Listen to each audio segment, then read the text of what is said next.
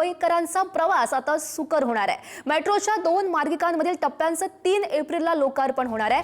metro 9 मार्गिकेचा दहिसर काशीगाव हा टप्पा 1